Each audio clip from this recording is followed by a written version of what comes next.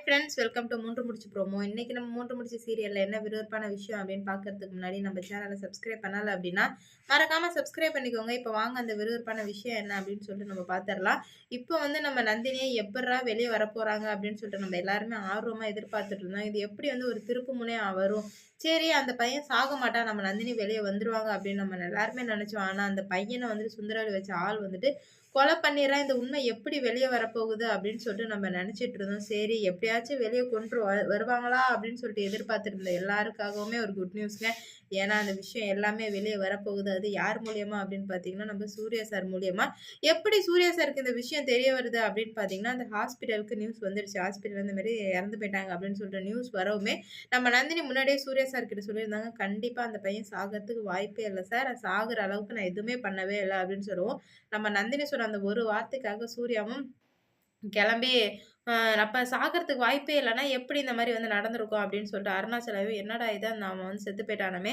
அவ்வளோதான் எல்லாமே முடிஞ்சுச்சா? இத நீ எதனா பாருடா" அப்படின்னு சொல்லும்போது, "இல்ல டாடி கண்டிப்பா நந்தினி அடிக்கவே இல்ல. நந்தினி என்கிட்ட ஒரு உண்மைய சொல்லியிருந்தா, நான் வந்துட்டு எதுவுமே அவன பண்ணவே இல்ல. ஜஸ்ட் தள்ளி தான் விட்டேன். அதுக்காக உயிர் போற அளவுக்குலாம் நடந்திருக்க வாய்ப்பே இல்ல" அப்படின்னு சொல்லிட்டு சொல்லியிருந்தேன். எனக்கு இதுல ஏதோ சந்தேகம் இருக்கு.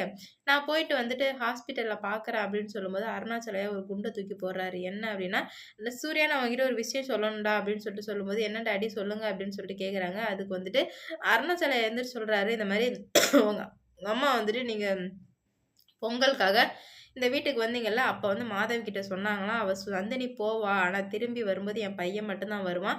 நந்தினி கண்டிப்பா வரமாட்டா அப்படின்னு சொல்லிட்டு சொல்லியிருந்தாளாம். அப்ப வந்து அவ ஏதோ பண்ணியிருக்கா. ஏதோ பண்றதுனால தான் அவ வந்துட்டு அந்த வார்த்தை சொல்லியிருக்கா. அவ சும்மாலாம் அந்த வார்த்தை சொல்ல மாட்டா அப்படின்னு சொல்லும்போது நம்ம சூர்யா சாருக்கு கன்ஃபார்ம் ஆயிடுது. ஆகா! அப்ப இதுல பின்னாடி தாய் குலத்தோட சதி ஏதோ இருக்கு அப்படின்னு சொல்லிட்டு தெரிஞ்சுக்கிறாரு. தெரிஞ்சுக்கிட்டது மட்டும் இல்லாம, உடனே வந்துட்டு ஹாஸ்பிட்டல் நான் போய் என்னன்னு பார்க்குறேன் டாடி அப்படின்னு சொல்லிட்டு ஹாஸ்பிட்டல் போறாரு. போனதுமே வந்துட்டு சிசிடிவி ஃபுட்டேஜ் எடுங்க அப்படின்னு சொல்லிட்டு கேட்கவும், "நீங்க யார் நீங்க கேட்கறதுக்கு?" அப்படின்னு சொல்லும்போது, "சரி நான் போலீஸ்லேருந்து கூப்பிடுறேன். அப்படின்னா பெரிய பிரச்சனையாகும் பரவாயில்லையா?" அப்படின்னு கேட்கும்போது, உடனே அந்த பையன கொலை பண்ணவனுக்கு ஒரு மாரி படபடன்னு ஆயிடுது. வேர்த்துலாம் விறுவிறுத்து போகுது.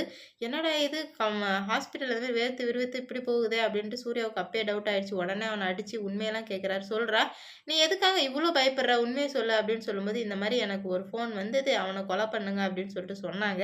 அதனால நான் தான் போயிட்டு கொலை பண்ணேன். இல்லன்னா அந்த பையன் செத்திருக்க வாய்ப்பே இல்ல அப்படின்ற மாரி சொல்ல, "ஓ!